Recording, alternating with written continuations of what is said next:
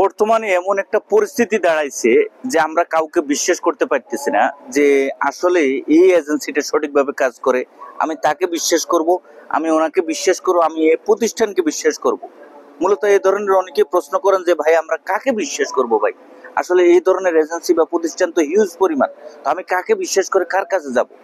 দেখেন, একটা বিষয় কি, আপনি বিদেশ যাত্রাকে কেন্দ্র করে আপনার কিন্তু যদি আপনি একবারে একান্তই একনিষ্ঠভাবে আপনি জমা দিতে চান, ফাইল জমা দিতে চান, আপনার কতগুলো স্টেপ বাই স্টেপ আপনাকে মানতে হবে, চিনতে হবে, বুঝতে হবে, এবং সেই বিষয়বস্তুগুলা আপনি লক্ষ্য করে সামনে অগ্রসর হতে হবে। না হলে যে কোনো সময় আপনি বিপদগ্রস্ত হবেন। মূলত বিষয় হচ্ছে ভাই, আপনার এই কাজগুলো বিদেশ যাত্রায় কেন্দ্র করে কোনো এজেন্সির দ্বারস্থ হলে কাকে বিশ্বাস করবেন, এটা তো আমরা কেউ বলতে পারবো না। এখন দ্বিতীয় বা তৃতীয় কোনো ব্যক্তির কাছে আমাদের যাওয়ার প্রয়োজন পড়ে।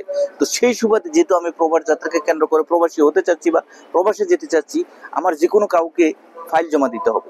মূলত তাদের অতীতে কার্যক্রমটা কেমন ছিল, যে দেশ নিয়ে আপনি জমা দিতে চাচ্ছেন সে দেশের ভিসা হচ্ছে কিনা বা ভিসা রেশিও কেমন, বা তারা এই দেশের ভিসা কার্যক্রমকে ভালোভাবে পরিচালনা করে তারা ভিসা এনে দিতে পারতেছে কিনা, এবং তাদের যে কর্মকাণ্ডগুলো সেগুলো আপনার সম্পূর্ণ সবকিছু বুঝতে হবে।